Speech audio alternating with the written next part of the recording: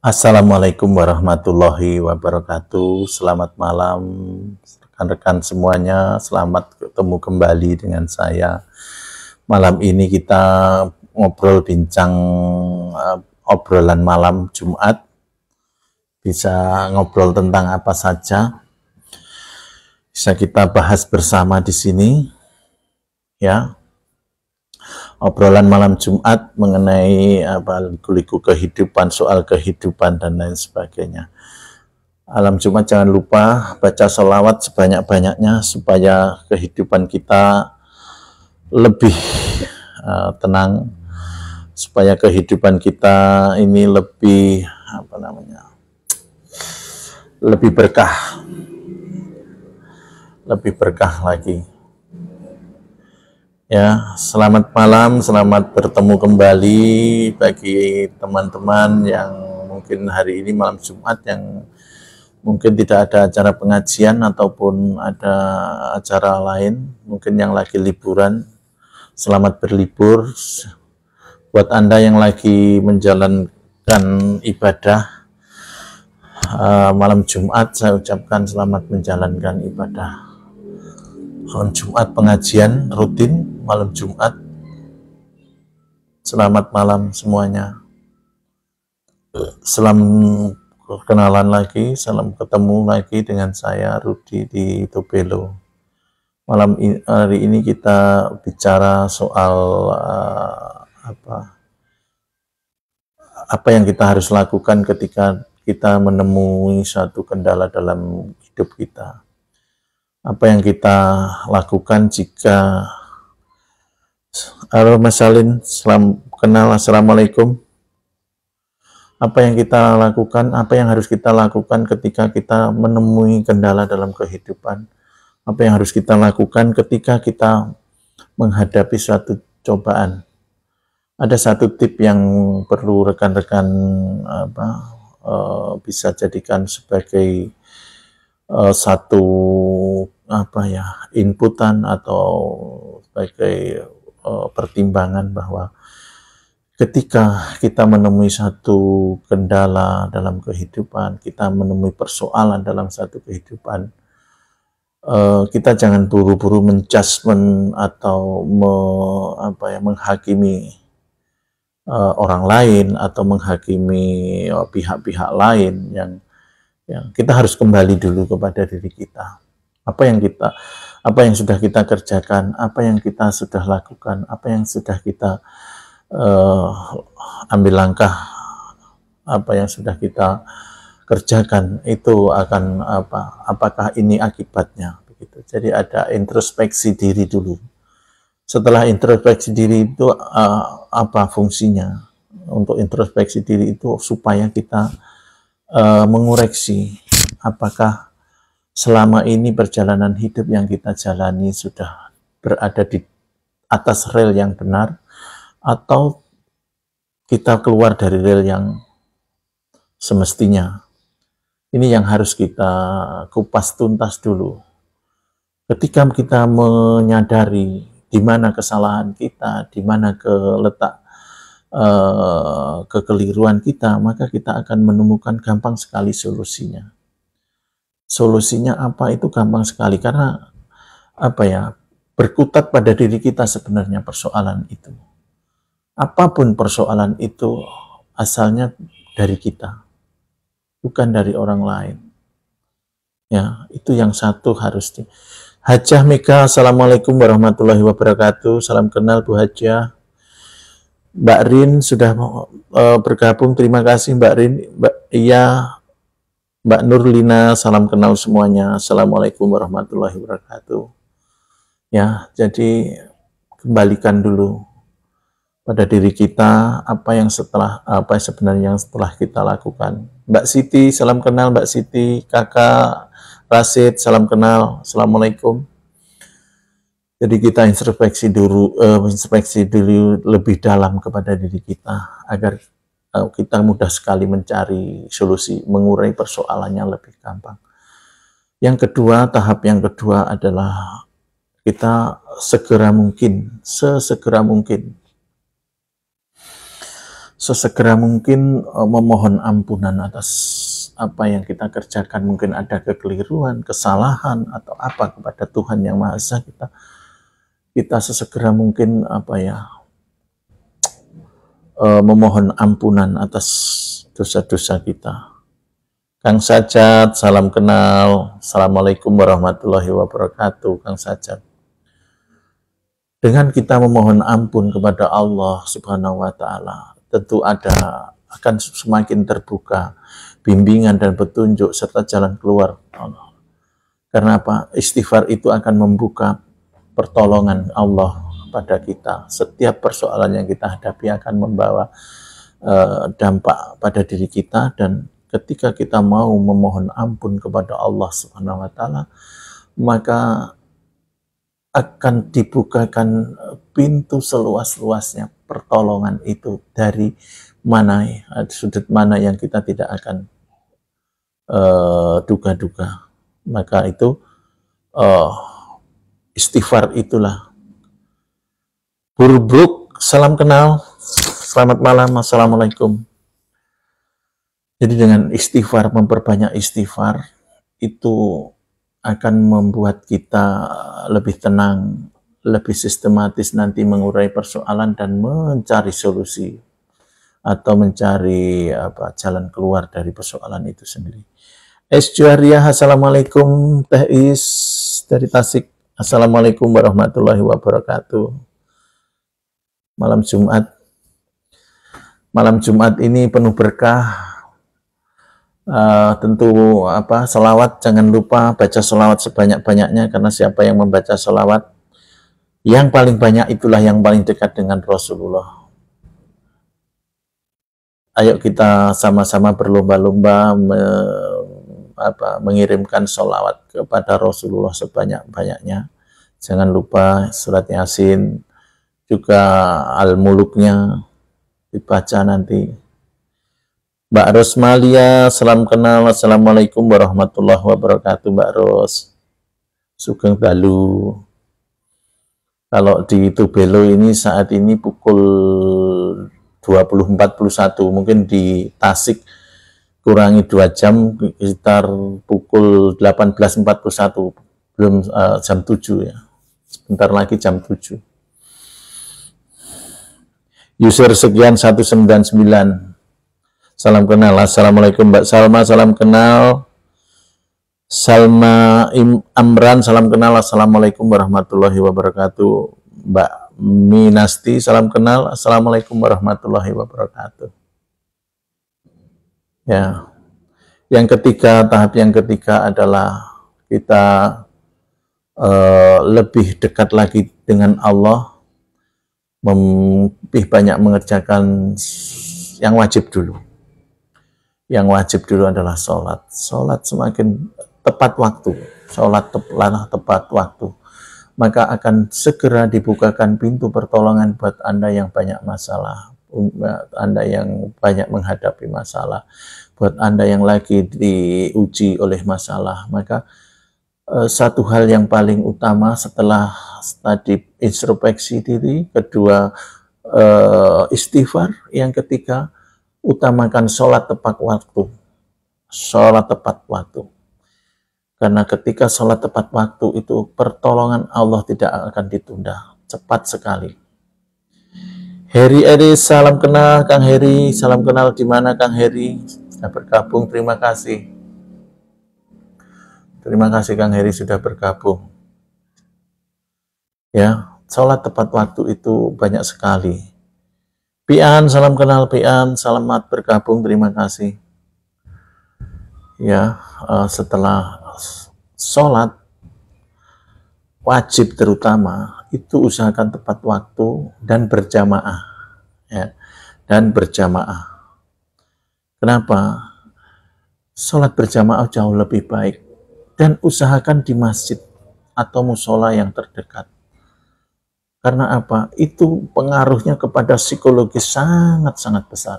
Ketika kita mengerjakan sholat wajib itu berjamaah, maka itu pahalanya 27 kali, lebih besar pengaruh psikologisnya, ya, psikologisnya kepada kita.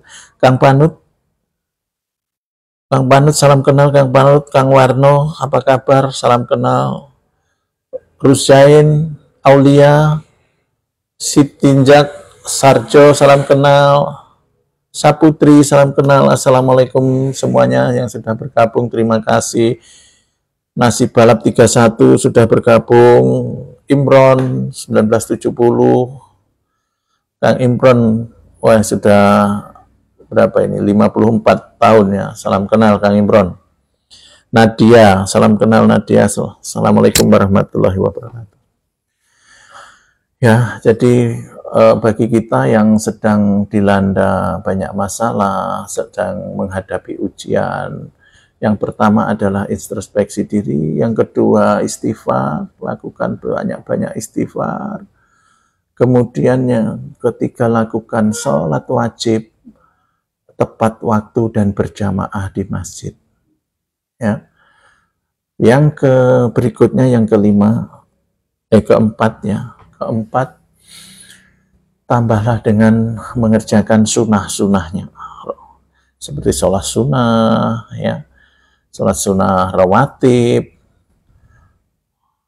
kemudian sholat tahajud, sholat duha, itu akan membuat kita lebih tenang, lebih damai, dan pada saat tenang itulah akan timbul pemikiran yang jernih, pemikiran yang sehat, pemikiran yang istilahnya tertata dengan baik, sehingga solusi yang kita temukan itu akan merupakan solusi yang terbaik, solusi yang benar-benar bisa direkomendasikan. Karena ketika kita sedang bingung, sedang khawatir, sedang was-was dan lain sebagainya, ketika membuat satu keputusan atau membuat solusi itu solusinya tidak karu-karuan. Yang dihasilkan, ide-ide solusi itu yang dihasilkan kurang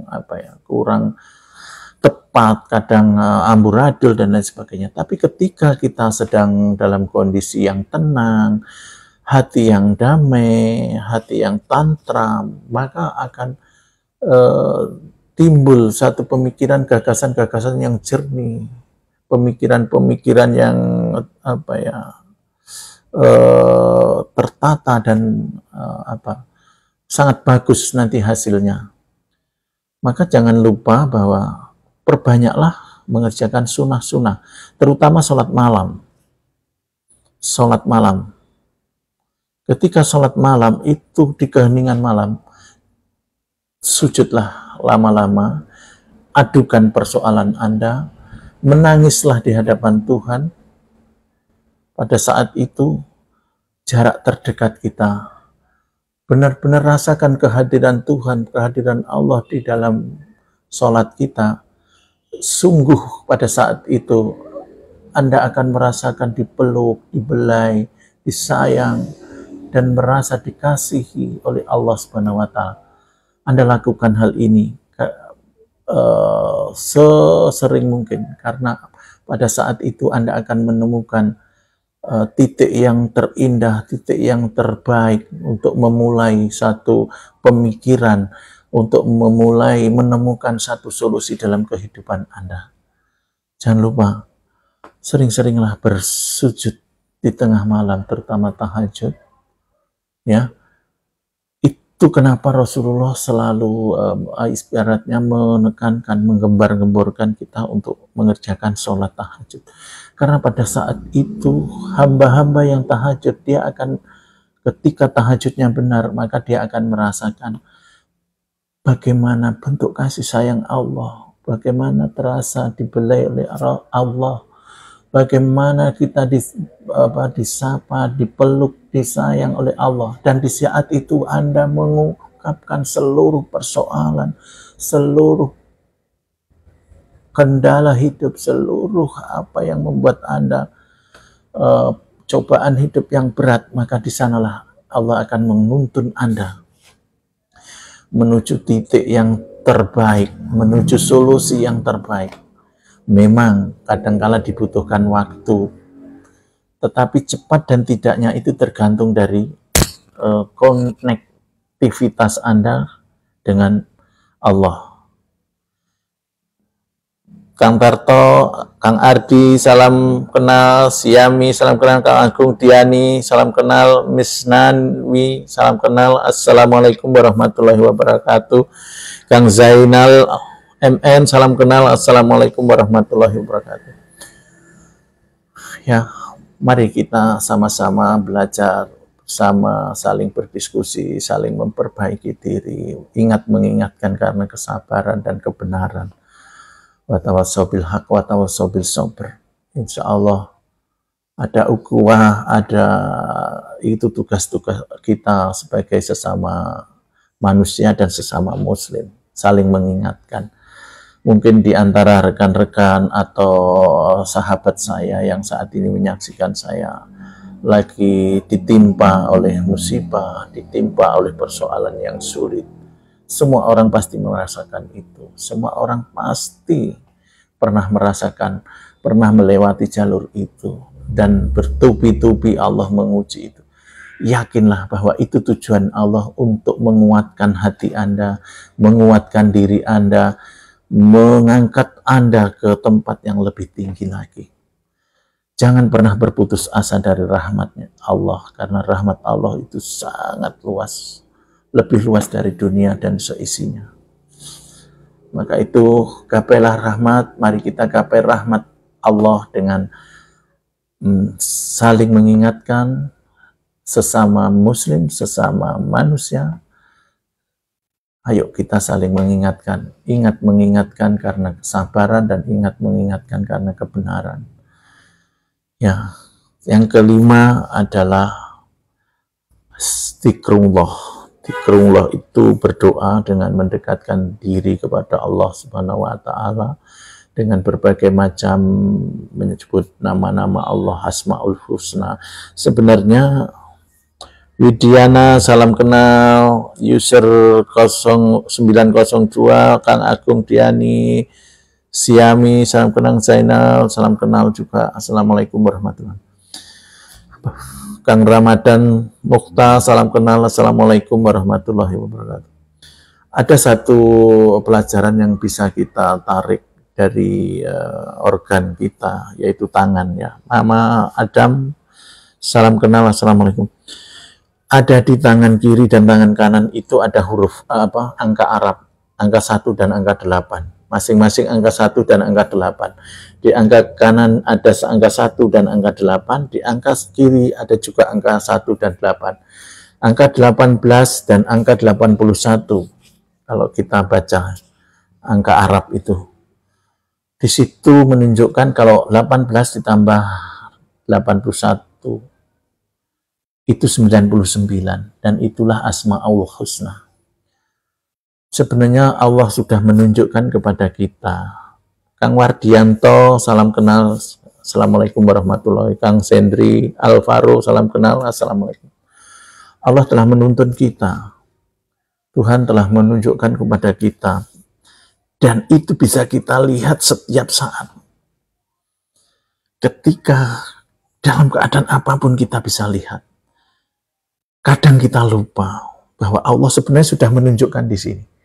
Ini, angka 8 dan 1. Di sini juga angka Arab, ya, angka Arab. Angka 8 dan 1. Jika dijumlahkan itu 99. 99 adalah Asmaul Husna. Maka ketika Anda atau saudaraku atau sahabatku mengalami yang namanya kendala atau persoalan dalam hidup yang serumit apapun, Allah telah memberi petunjuk. Angkatlah tanganmu. Di tangan kanan dan kirimu itu aku titipkan 4 angka. 2 angka jika dijumlahkan menjadi 99. Dan itulah namaku, kata Allah. Kenapa kalian tidak sebut namaku? Maka jika sebenarnya kamu mengerti, angkatlah tanganmu.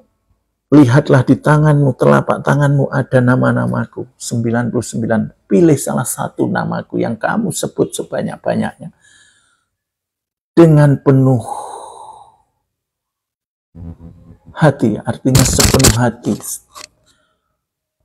Pilih salah satu dari 99 namaku, maka aku akan datang dengan pertolongan. Kita kadang lupa, sahabatku. Linda, salam kenal. Pogalu, salam kenal. Mai Uda Komara, Uda Komara, ini dari Banten kah? Atau dari Cirebon? Uti, Suti, Sulik, salam kenal. Lili, salam kenal. Ya. Baik, kita kembali.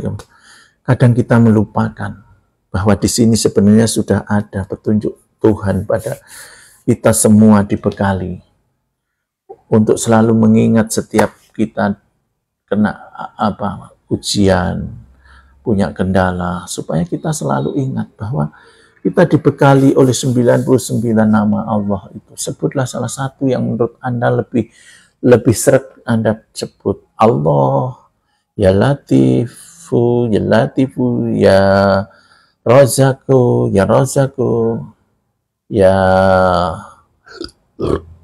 banyak sekali. Ya Rahman, ya Rahim, ya Ghafar, ya Aziz, ya Mutakabir, banyak sekali. Pilih salah satu dari 99 nama Allah itu. Sebut dalam hati dengan sepenuh hati. Rasakan getarannya. Maka seluruh badan Anda akan terpercik sinar Allah yang Anda bacakan dari dalam hati yang penuh dengan keyakinan itu akan merata ke seluruh tubuh Anda dan akan membakar aura-aura negatif Anda. Dan di sana akan bersih.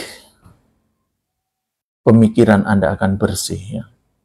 Maka tancapkan, niatkan, baca Asmaul Husna dari dalam hati sedalam-dalamnya dan setulus-tulusnya dengan keyakinan yang penuh. Maka hatimu akan terbersihkan oleh hal-hal yang negatif, hal-hal yang buruk, hal-hal yang tidak baik. Maka di sana akan Anda temukan bahwa petunjuk demi petunjuk, jalan keluar demi jalan keluar, itu solusi demi solusi akan datang dengan sendirinya. Ada Rasulullah pernah bersabda bahwa di dalam tubuhmu itu ada satu gumpal darah. Ketika segumpal darah itu baik, maka seluruh badanmu akan baik. Seluruh kehidupanmu akan baik. Segumpal darah itu adalah hati. Maka awalilah dengan hati semuanya. Apapun dari hati. Innama a'malu binniyati, dari niat apapun. Niatkan dengan hati, dengan tulus, dengan keyakinan yang tinggi, maka kita akan menemukan hasil yang sangat baik, hasil yang sangat maksimal. Itu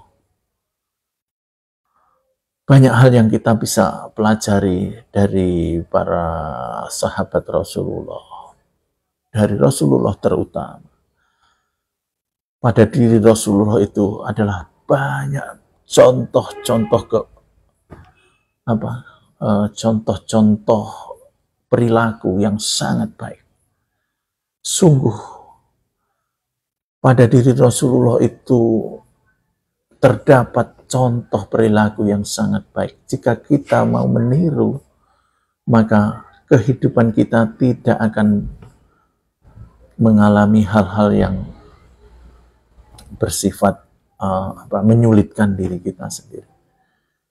Ya, itu yang harus kita jalankan atau kita lakukan apabila kita menemui kendala dalam kehidupan, menemui persoalan, ujian, dan lain sebagainya.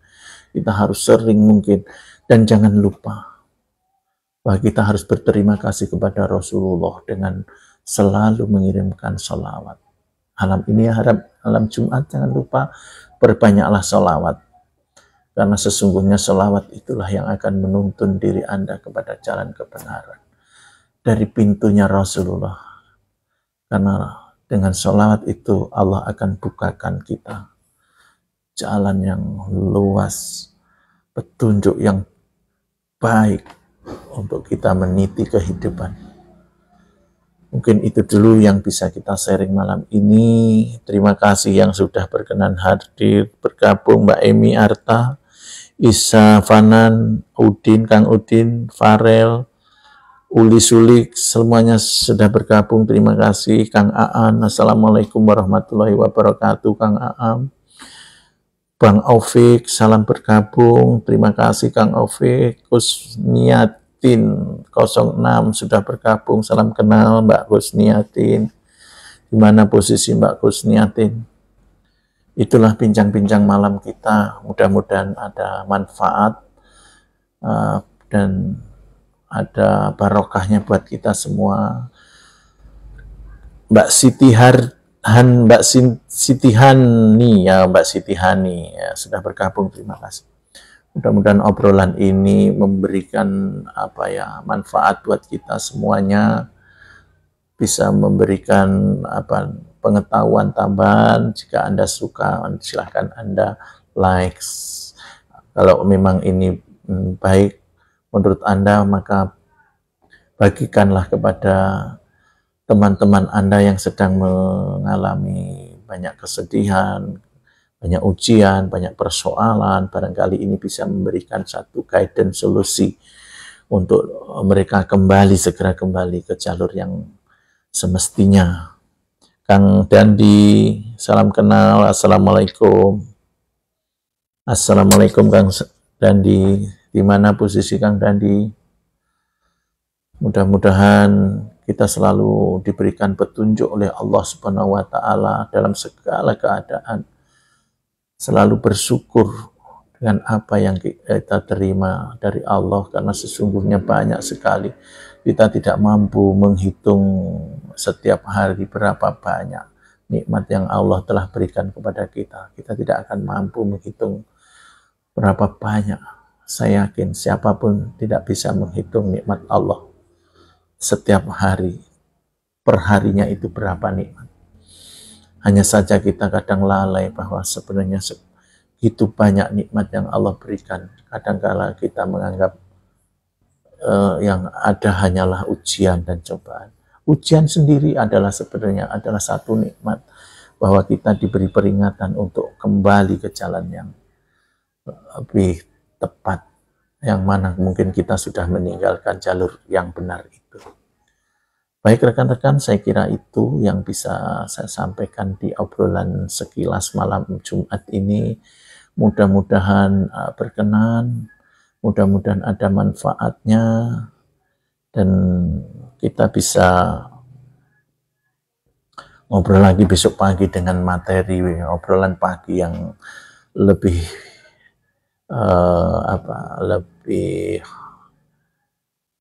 baik lagi, lebih hot lagi, lebih mengenal lagi. Silahkan kalau Anda punya